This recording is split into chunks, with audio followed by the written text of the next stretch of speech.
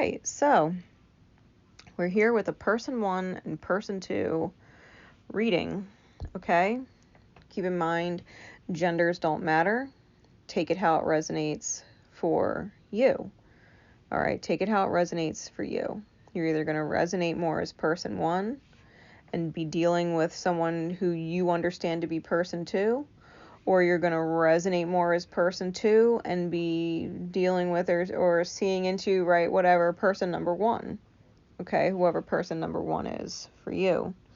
The decks I'm using today, I am using Brian Froud's The Fairies Oracle, the Hermetic Tarot, and my own energy descriptor deck. Okay.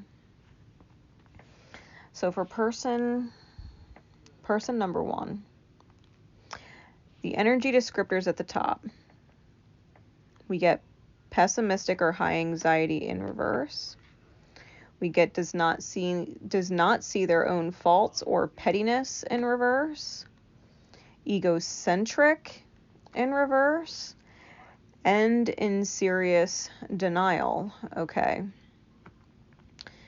So person number 1 is moving through a lot of shadow work. Okay, they're on the coming out side of doing a lot of shadow work. If I flip these over, you can see letting go of pessimism and high anxiety brings in optimism, right? Does not see their own faults and pettiness in reverse is finding self-accountability.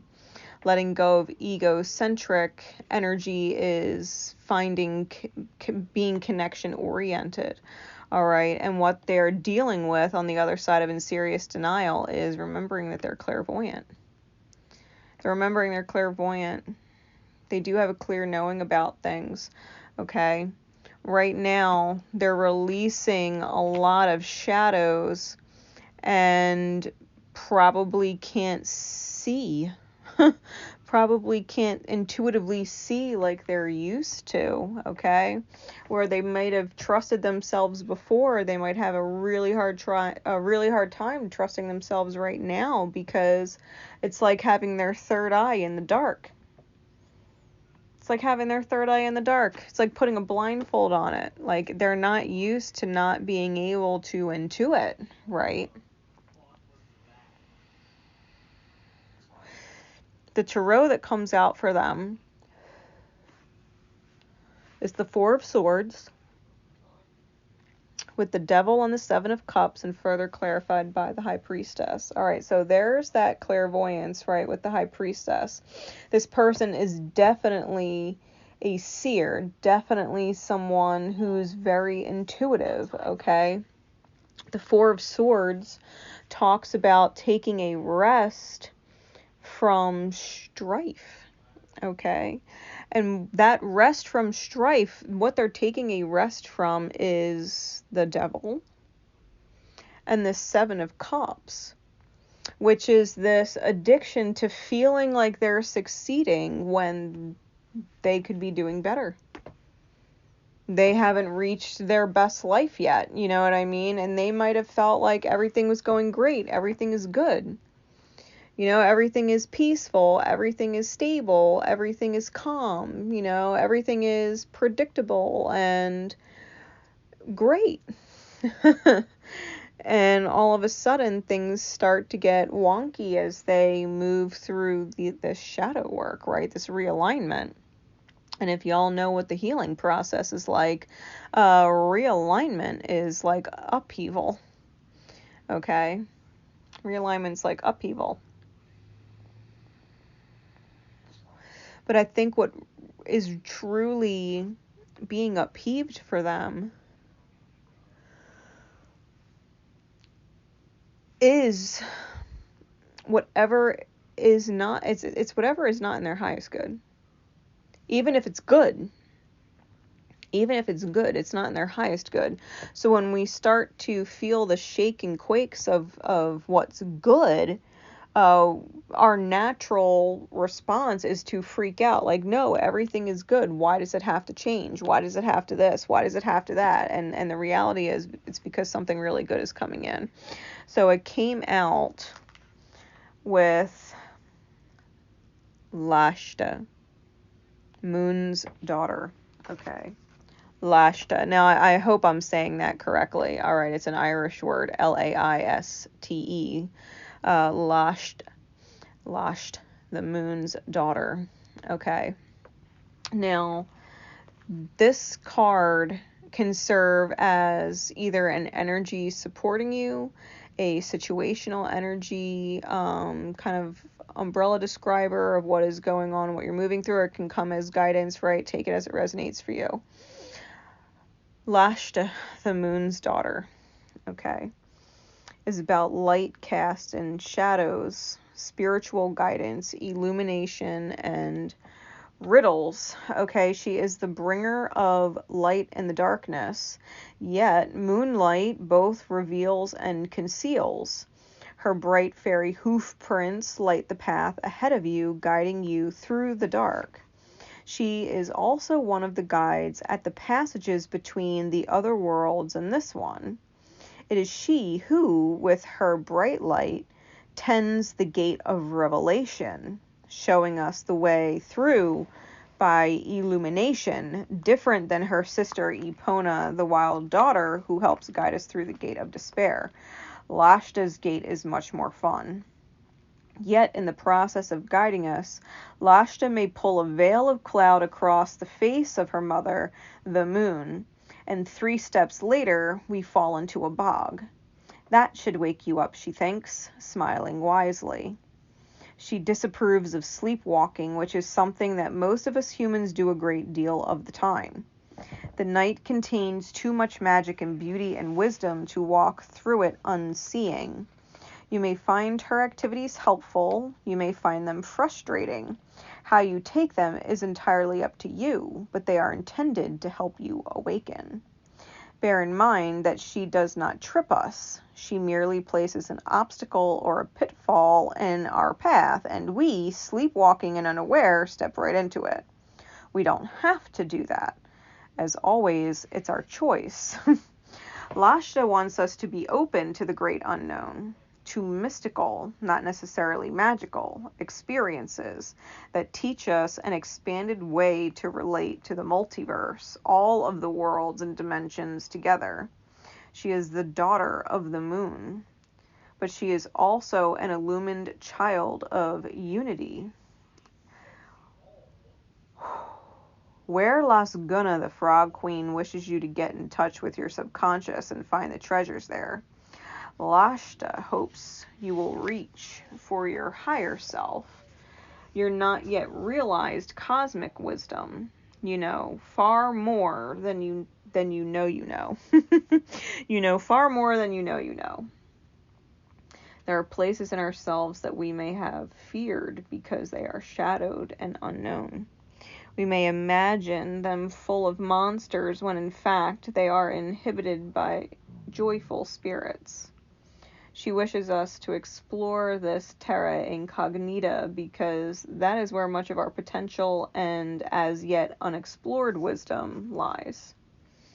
Lashta reaches into our deepest minds, opening long shut doors, illuminating and revealing the uncultivated ground of our being, our hidden senses and talents. She speaks to us in the language of symbols, as fairies often do, because words are so limited.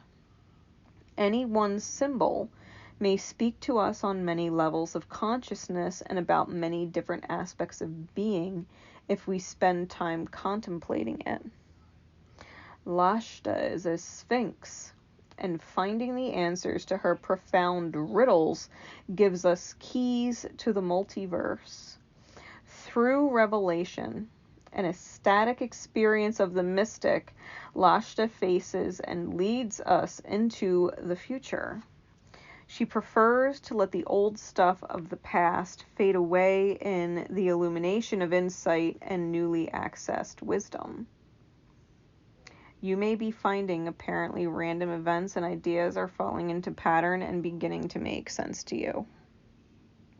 Things may be flowing more easily than you are accustomed to, and your decisions and choices may be bringing an unusually high degree of success. psychic abilities, hunches, intuitions, foreknowings are becoming clear and making more sense. Trust the process. Lashta also brings psychic dreams, forelighting the future and illuminating the present. These dreams often speak in symbols, as fairies often do. Okay?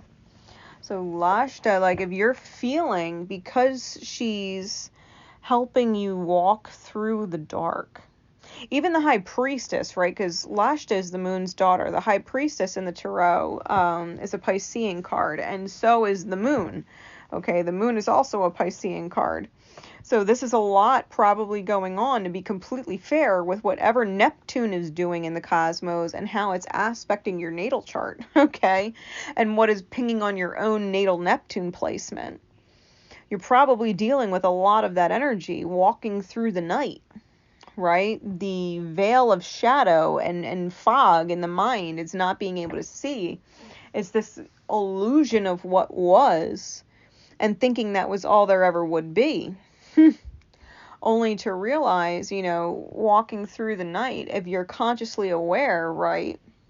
If you're not sleeping on the job, you're going to see the signs, you're going to see the synchronicities, you're going to see the symbols, you're going to say, oh, I see that, and not step in the pitfall, right? Because like the card was saying, like Lashta, being a fairy, doesn't want you to walk through this life asleep.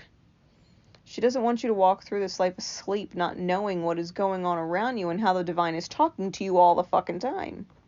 She's like, pay attention to synchronicities. When you can't see, right? When you can't see with your mind's eye, when you can't see with your intuition, because this happens, right? In the course of our lifetime, certain placements in our chart get challenged, especially Neptunian placements, they get challenged. Okay, she's saying when you can't see, look for the signs and synchronicities. Look for the patterns. Look at what comes through in your dream state, because it's telling. It's telling, it's guiding you. It's saying, hey, don't do that. Hey, try this. This is okay. Really, look up number patterns. Look up number patterns. Look up spirit animals. You see a rabbit twice in a fucking row and you ain't seen a rabbit in God knows how long, look up what rabbit spirit medicine means. If you walk into a room and just so happen to notice that everybody is wearing red and it's fucking weird, look up what red means. Look up what the root chakra means. That is the chakra that rules the color red. What can you do to work on your root chakra? Maybe that's spirit's way of saying, hey, go grounding. You know what I mean? If you can't intuitively see and you feel blocked and you're freaking out because you can't see, it's dark, pay attention to the signs and synchronicities, the little symbols that pop up here and there to guide you. To guide you. There's a great site. It's Joanne's Sacred Scribes. I'll actually, you know what, I'll put it in the description. I'll put it in the YouTube description down below. I have it saved to my home screen as like a little icon that I can click. So when number patterns, like random number patterns, keep showing up, like, especially if they're odd patterns, like twice, I don't know, like 729. Maybe it pops up twice and I'm like, well, that's weird. I noticed it. I actually noticed it twice. Because numbers are all around us. It's what you notice. Look it up. Just look it up and see what it says. Don't let yourself be blind in the dark. There's always little lights in the dark. The moon glows. Lashta's feet glow. There's fireflies, lightning bugs, whatever you want to call them. Hell, even certain mushrooms are fucking awesome and they glow. So, take advantage of the fact that there are lights at night. right? Even if it's not your normal way of doing things. Because what person number one is essentially doing is moving from a state of good, what was good, to a state of much better. Lashta is the path of the highest good, right? It says, Lashta hopes that you will reach for your higher self, your not yet realized cosmic wisdom. She takes you through a different gate. You know what I mean? She takes you through a different gate. This is the gate of revelation. This is not the gate of despair. This is the gate of revelation that she's taking you through, where there is a huge reveal. Psychically within the self, spiritually within the self, and in your world, in your reality. Revelation is the holy shit moment. It's the holy shit moment. It's a beautiful door that opens and you can't believe your eyes. So person number one, if you've been doing the shadow work, if you have truly been optimistic, as best you can, been optimistic, not being petty, owning your shit, right? Owning your shit. Knowing that it's about more than just you and that there's people here to help you, right? Connection oriented. That you can take accountability for your own self and your own energy and be optimistic. If you can do all of that, please do not be in denial about your clairvoyant gifts. You literally have whatever going on in the universe and the cosmos right now throwing a veil over your eyes and you can't fucking see, and your natural instinct is to panic. So if you're panicking and you're freaking out and you don't know what's coming and life is, a huge question mark all of a sudden, and it was good and now it's a question mark, like, seriously, chill. Follow the signs and synchronicities. It's all good. You're doing the work. And you're moving into a chapter of much, much better. No matter how good it's been. No matter how easy it's been. No matter how aligned it's felt. Person number one, please know that you have let go of the most toxic parts of your energy. With the devil, you're taking a break from it. What is quite possibly a permanent break. And letting go of this confusion. Okay? You're letting go of this confusion. Now, the different aspects or alignments on the card. There is Mars and Saturn in Capricorn. There's Venus in Scorpio. Obviously, the High Priestess is Piscean energy. Moon energy. And then the Four of Swords is Libran energy. Okay? Libran energy.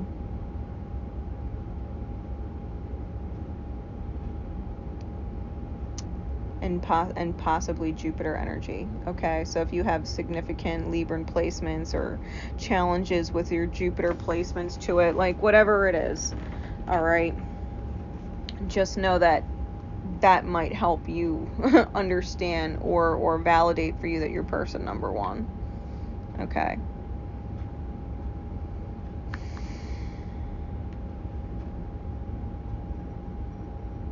We also have, right, Four of Swords could be the fourth house. The Devil is 1 and 5, so you can have first and fifth house conflicts or aspects. It could also be sixth house. High Priestess is the second house. And also the 12th house with Pisces, and then you could be dealing with the 7th house, right, with any of those placements, okay, because those are the numbers out here. It could be literally what's aspecting to different houses lighting up for you with the different aspects going on now. So I hope that helps you understand where you are at, person number 1. You're moving through the gate of revelation. It's fucking dark, but you're on the right path. Okay? You're being led by spirit. You are on the right path. You don't need to freak out and panic, even if that's your natural instinct. Okay? Getting into person number 2. Person number 2. The descriptor cards at the top. We got Dream Achiever, Unhealthy in Reverse, Energy Vampire, and Brutish. Okay? And Brutish. The opposite sides are Dream Waster, Healthy, Sovereign, and Sensual. Okay? Which would be the goal, right? Which would be the goal, to turn the shadow cards into light energy cards. Okay, because these came out in the upright. So just like person number 1 is having to remember that they're clairvoyant, right? Because right now they're in serious denial of their own clairvoyance. It's in shadow. You need to remember, as you let go of unhealthy patterns, right, and you're aiming towards achieving your dreams, that you're not actually becoming an energy vampire or someone who's brutish. The opposite of sensual, right?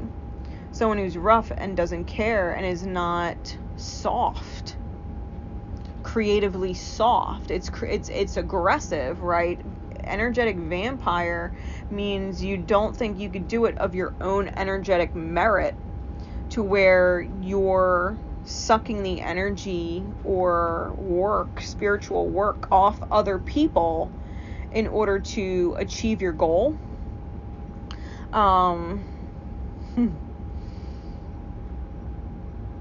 It's a hell or high water, I'm gonna get what I want energy, and it doesn't consider other people while you do it. Okay, it's like, I want to achieve my dream. I don't want to be in this unhealthy energy anymore. I want to achieve this dream. I don't want to be in this unhealthy energy anymore. And that's all well and good until you're like, I don't care who I hurt or take from or use or manipulate or take advantage of or twist the arm of or charm or whatever, anybody to get it. That's where you got a problem. That's where you got a problem. Person number 2 has that kind of mindset. I got a dream. I want to achieve it. I'm tired of feeling like this way, that way. I'm going to do it by any means necessary. Get out of my way. Because if you're in my way, I'm going to take advantage of you while you're in it. You know what I mean? Now, the cards, the tarot cards. We got the Queen of Cups with the Ace of Cups, the 9 of Pentacles, and the 3 of Cups. Okay. Lots of water and earth type energy. And it's split. So your chart, your birth chart might actually be split. Pretty watery and pretty earthy. Okay, significant water and earth placements. Queen of Cups could be serious scorpionic energy. It could still also be Cancer and Pisces. All right, this specific Queen of Cups has Gemini on it and double Cancer, so you might have a significant Gemini placement and possibly dual Cancerian placements. We have the Ace of Cups, which is all water signs. The 9 of Pentacles, which is Venus and Virgo. You might need to bring some love to your Virgoian house. And the 3 of Pentacles, which is Mars in Capricorn. Okay? So Mars energies, Virgo, Capricorn energies, and just about all water placements. Okay? Are being affected. It could be your Venus and Mars natally. It could be the currents. Alright? It could be what's going on in those signs. It could be touching on your 1st house, 3rd house, 9th house. Okay. might be significant for you. Now, the Queen of Cups. The Queen of Cups energy is empathic, but she's also possessive. So you got to be careful, because if you're in this shadow energy, this energy vampire British energy, she can very much be a dark empath, okay, with that energy. A dark empath means knowing how to read the energy in a room, knowing how to read other people, and equally knowing how to take advantage of them because of it.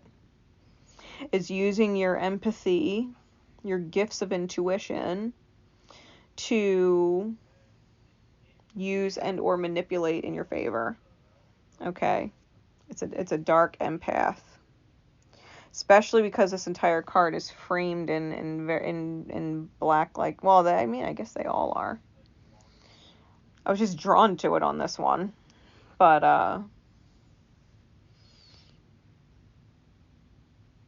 yeah, be really careful that you are not using your empathic gifts to hurt people or use people or take advantage of people.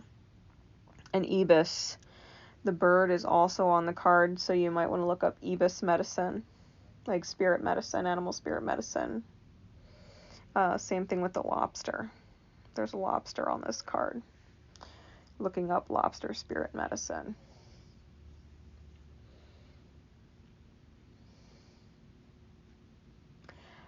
I'm getting this energy. I'm almost getting, it's weird. I'm getting this energy off person number 2 of being very capable of overflowing love energy, possibly being contracted in soul with the 3 of Pentacles to be overflowing of love energy, but functioning very independent with the Lord of Material Gain with the 9 of Pentacles, because that's what that card is. It's the Lord of Material Gain, when really they are dealing with the 3 of Pentacles, which is the Lord of Material Work. Okay?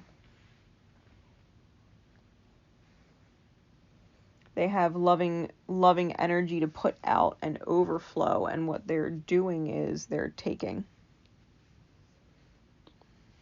They're taking.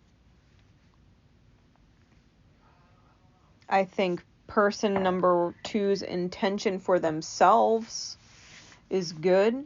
I think the way they're going about it, energetically speaking, is really bad. I don't think they understand exactly what they're doing, karmically speaking. All right.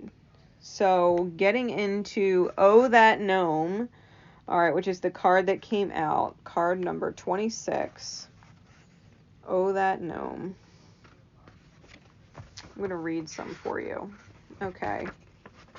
Oh That Gnome is the trickster.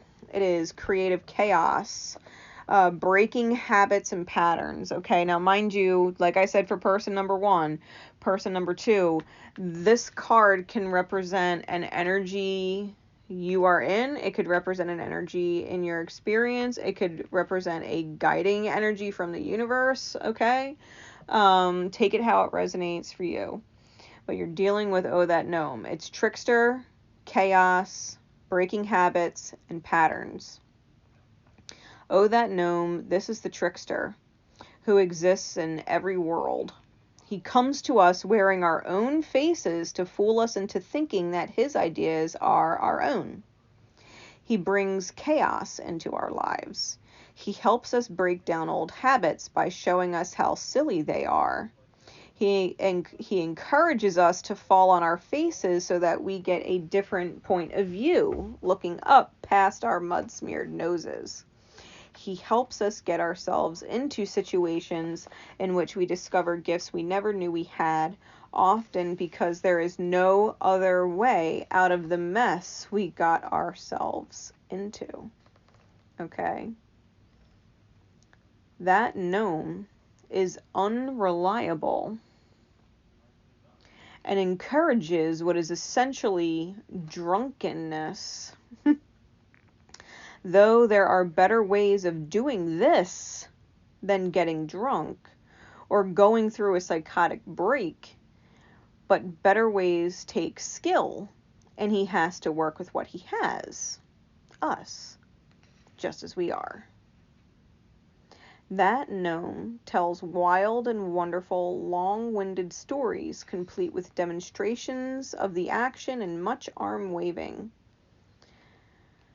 That gnome, is full of knowledge, but the trick is sorting out the truth from the fiction. It takes a lot of good sense to be able to listen to him, and he isn't known for his patience. If that gnome breaks a vase, the pieces will fall into patterns of great significance and meaning, but it is up to us to read and understand it. He is the potentially constructive force of chaos. That gnome is also the keeper of our wild talents, the ones we may not even know we have. So when he appears, it is often to call our attention to our latent gifts. In a nutshell, which is where he claims to belong, his job is to help us get lost from our comfortable ruts so that we will explore wonderful, exciting, and strange new paths.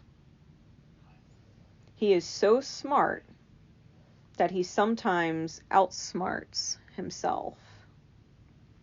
Can you laugh at yourself sometimes? And let the laughter carry you into new insights and new ways of being.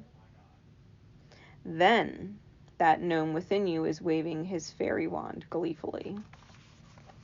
It's time to take a leap into the air, letting the earth turn beneath you and discover where you come down again. Reasonable risks are okay.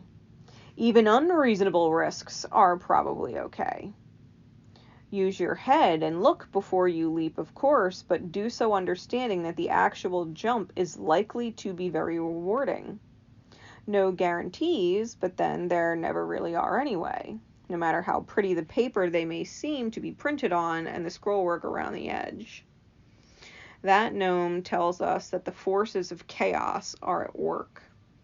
Things may not be as they seem, and this may very well be a good thing. Look for the unexpected. Find the opportunity in things and go for it. He says no matter how confused things may seem, there is a way to make them better. But it is a creative way, one you haven't actually tried before.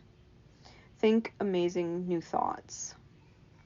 Be careful when there is trickery going on. He who hesitates is lost. Remember, fools rush in where angels fear to tread, but this isn't necessarily a bad thing, because sometimes fools accomplish things that angels thought impossible. Also, complete honesty may not be the best policy in your mind, but lying is definitely not the best policy. Discretion, though, is the better part of valor. But which? Which is the real answer? That gnome doesn't know those kinds of answers. He's just here to shake you up, jolt loose some preconceptions, and help you see yourself and your situation as it really is. Aid you in finding new and unorthodox response. That's all. The trickster. Ironically, right, with these cards that fell out, that you have this goal, this all-cost goal that you want to achieve, that you're willing to take to receive it. The gnome is probably pushing you to understand that you're actually contracted to give. to overwhelmingly give. And this is a person 1 and person 2 reading, so I would not be surprised, person 1, if you are dead set on this goal, solo dolo, right, with the 9 of Pentacles, solo dolo goal, and willing to take from everything and everyone to get that goal, when really what you need to do is potentially overflow and pour to person number 1, right? As much as that might sound crazy to you reading this, right, hearing this message, this reading, you might seriously be contracted to overflow to person number 1. Everything you're thinking of building and achieving on your own, what if you were meant to build it and achieve it, this dream, for and or with person number 1?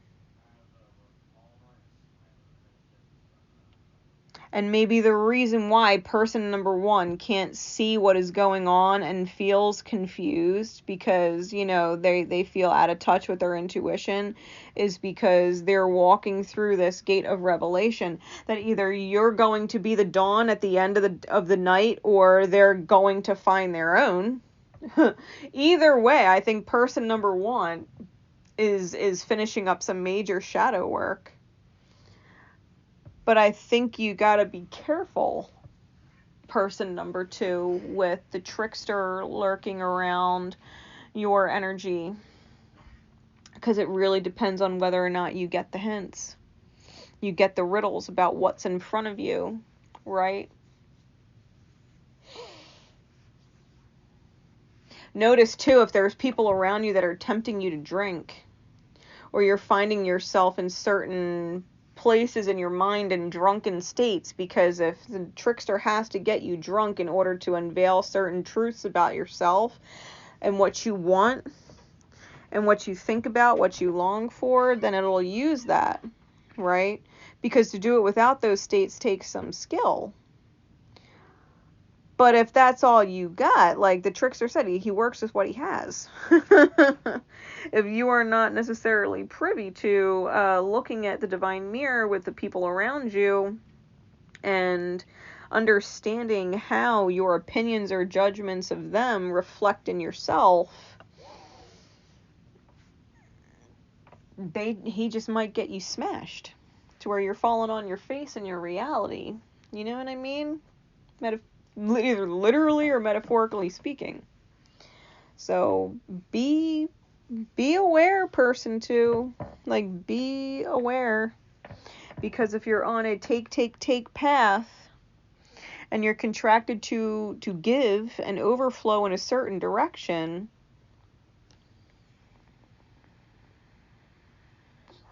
watch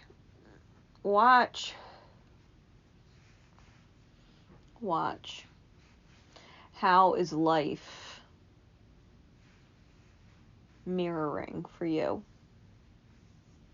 How is life mirroring for you?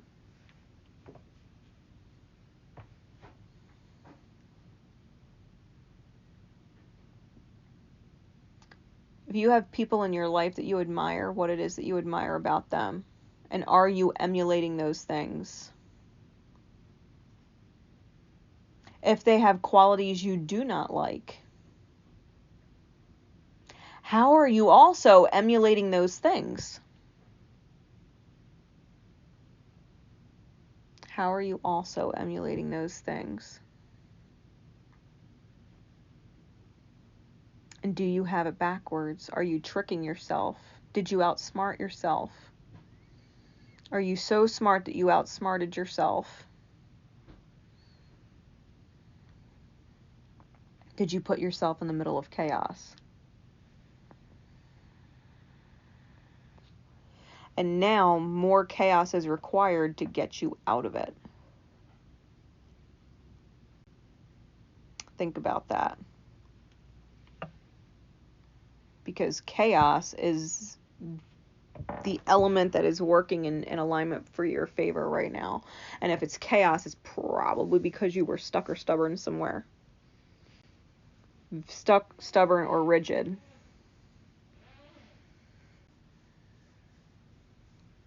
It's interesting, person number 2.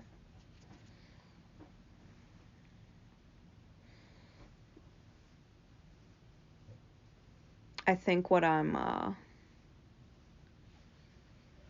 going to do, I'm going to pull an overall guidance card.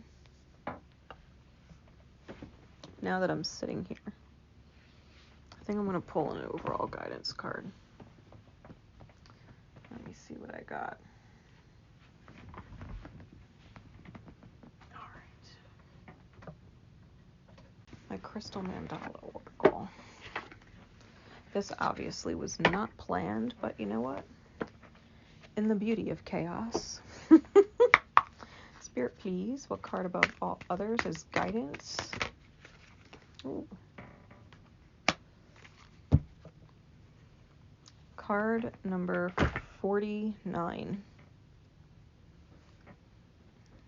Goddess Maya and Ruby Aura Quartz. Searing Presence. So person number 1, person number 2, take it how it resonates. All right, this is the guidance card overall for the reading. Okay. It says, Goddess Maya and Ruby Aura Quartz, Searing Presence. We bring you the empowerment of searing presence. This empowerment enables you to see truth unveiled, naked divinity in all its beauty and mystery. In your willingness to become present, you shall witness the truth that all will set your spirit free and make your heart come alive with divine love. No lie, deception, fear, or agenda can remain hidden in searing presence, the ruthless compassion of which distills pure truth. With this empowering, you are going to see what you need to see. You are going to be able to see the truth that there is only ever love seeking to free, heal, and discover itself. You will feel the grace that permeates your life and assists all beings. All impatience, doubt, uncertainty, and confusion shall give way, becoming soft like wax melted by a lit candle. And only the beautiful light of truth shall remain. Sometimes, in our fear and resistance, we step away from the very thing we needed to look at most closely. We are perhaps afraid of what we might see. Maybe we are afraid that we will witness something terrible about ourselves, that we are not a good person, not lovable or worthy. Or perhaps we are afraid to see a truth we can no longer avoid, and we know we will need to take action that we don't feel quite confident or trusting enough to take.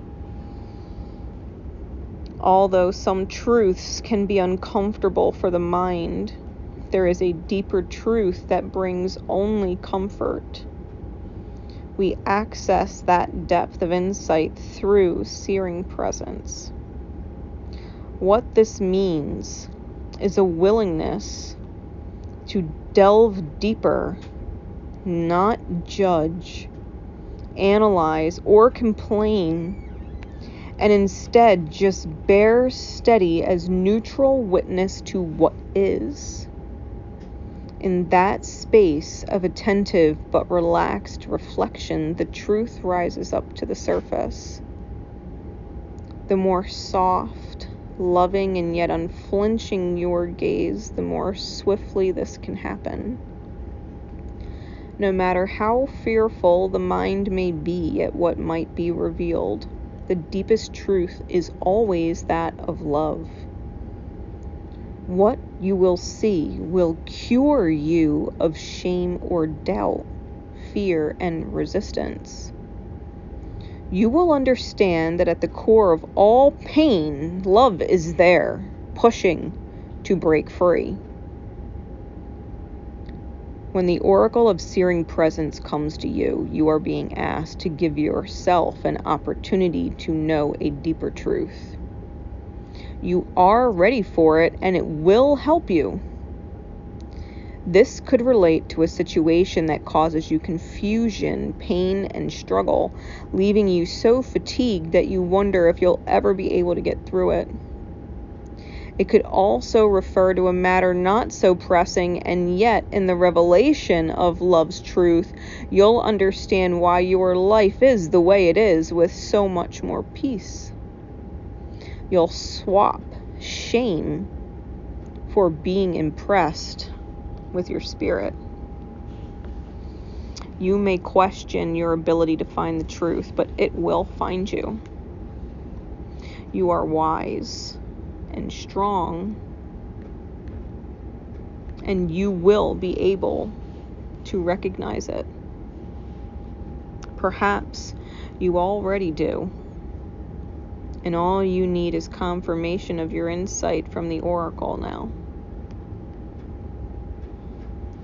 Truth, just like the divine love it reveals, can be confronting, although it will ultimately bring you into greater freedom, joy, and happiness. In the short term, truth may not feel comfortable, but you may feel relief when you finally see what it is, and then some anxiety, excitement, fear, or enthusiasm, or a combination of these feelings and more about the truth you perceive. The implications of it on your lifestyle and relationships, work and family may be difficult to accept. Your mind may be trying to control the impact of divine truth in your world. This is understandable, but not particularly realistic. When truths are revealed, your beliefs, even your foundations, can feel challenged, and they should. The greater the truth revealed, the more likely you'll feel your world shake. You may see yourself and your world in an entirely new way. This may happen slowly but surely, as truth erodes the illusions that have kept you trapped in a world view too small for your soul. It may also happen suddenly, as though a shocking jolt of divine lightning has ripped through your world, and instantly everything looks different. You may need some time to come to terms with the shock. You will also need patience as you integrate your new insights and allow that new way of understanding to translate into a different belief system, different choices, different behaviors, and a different lifestyle. There is no need to control the process. Truth is love. And when love prevails as truth, it is for the greatest good of all beings. It is safe to trust in the truth revealed to you and revealed from you, to honor it as you act from your heart. Remember that you are an amazing spiritual being, and even though your human, animal body and mind often wonder what on earth you are up to, you are doing a really good job. It may seem like quite a leap at this moment for you to believe any of this, but that doesn't mean it's not true. It just means you need some searing presence to be able to witness the truth of love. Open yourself to healing and let go of doubt, shame, or judgment. You're just divinity unfolding. Of course, you know what you're doing. And it says, You may like to say this invocation or repeat it in your mind as I say it aloud. I call upon Goddess Maya, who loves me unconditionally. Thank you for the divine healing empowerment of searing presence. May I see truth and know that truth is love. May I become capable of perceiving through the clear eyes of my spiritual being. May I be empowered to witness reality as a revelation of unconditional love. May I resonate at a level of loving awareness which soothes and comforts the mind and body. May all beings bear witness to the unconditional love that is their nature and their ultimate reality. Through divine grace and of my own free will, so be it. I choose of my own free will through this and any lifetime and through all layers of my entire being to release self-judgment and belief in fear as a reality. I open myself to perceive and receive the deepest, truest reality that is unconditional love. May this truth bring all beings comfort and peace through divine empowerment and unconditional love, so be it. May divine love bring the gift of searing presence to the hearts and minds of all who suffer. May unconditional love be consciously known and received by all, according to divine grace and in service to the divine feminine wisdom evolving through humanity at this time, so be it. My searing presence unveils divine love as the ultimate reality, bringing peace and comfort to my world. No. Truth. When we are truthful with the self and when we are truthful with others, it is the highest form of love there is.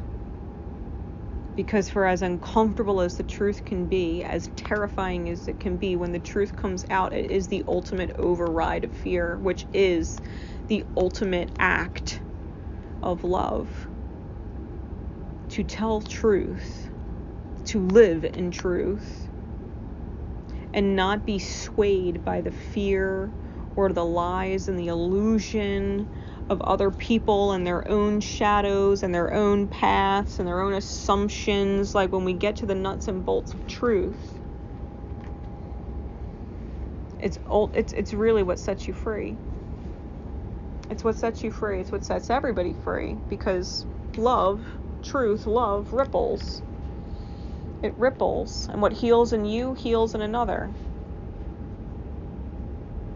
And it continues to ripple that way. When you are open with your truth, those who are suffering under the lie become free. Become free. Why should everybody suffer? Because one person believed a lie. Just because it was someone else's truth doesn't mean it's your truth. And just because something is your truth doesn't mean it has to be someone else's truth. What you would do for love is different than what someone else would do for love. Doesn't make one wrong. Doesn't even make one better. Just means they're both true. Stick to the truth. Whatever the truth is. And if it's been hidden and it's been terrifying, which is why it's hidden, let the truth surprise you. Let the truth surprise you. Truth has a way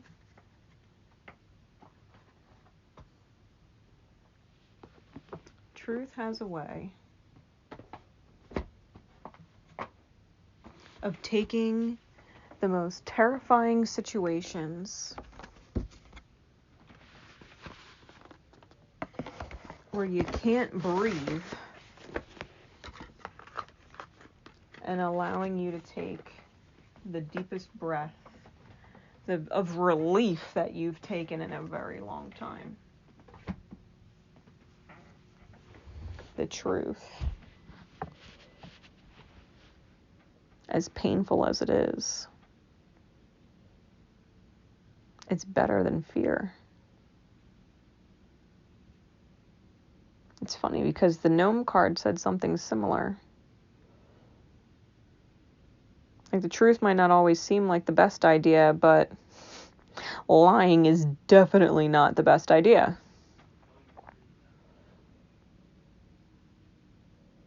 Lying is not the best idea. Not to yourself and not to other people.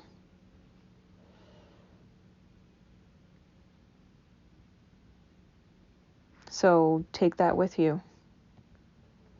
If you take nothing else from this reading, take that with you. The truth, it doesn't just set you free, it sets unconditional love free, and that unconditional love ripples. It sets everybody free. The suffering starts to stop. Not just within yourself, but within everybody you love connected to you. You can choose good. You can choose better. Or you can choose in the highest. You can also choose to fall on your fucking face.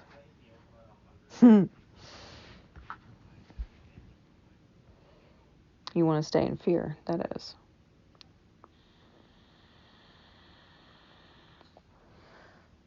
Let your truth be searingly present.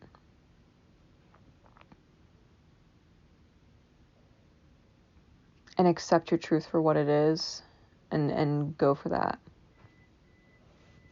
Aim for that. See what happens. Like, fuck around and find out. If it's in alignment, it's in alignment. It can't go wrong. Can't go wrong. Truth is in alignment.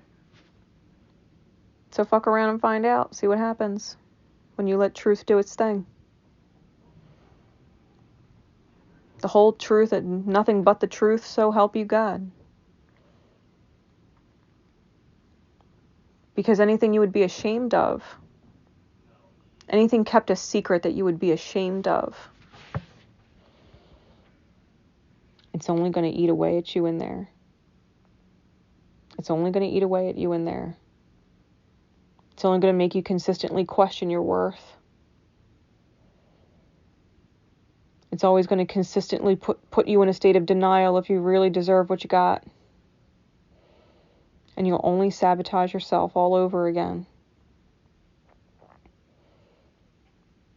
So if you're going to embrace the truth, embrace the whole truth and nothing but the truth.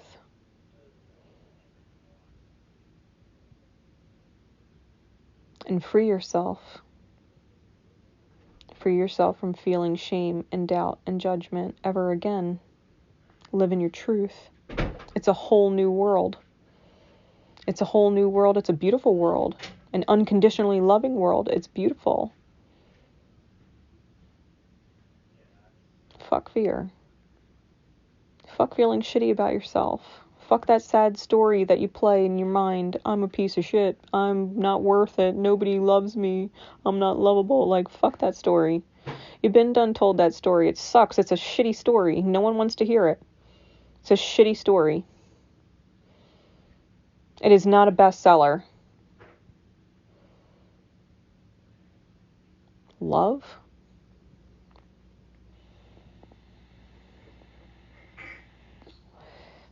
The story of the hero who overcomes all odds and adversity.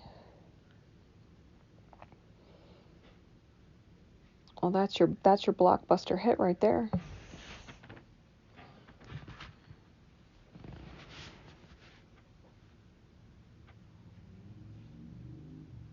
I love you guys. My love is with you always. And I have faith that this message caught you in divine time. Its purpose has been to help you breathe and align with your highest self and your best path. So until next time, take care of yourselves. Bye.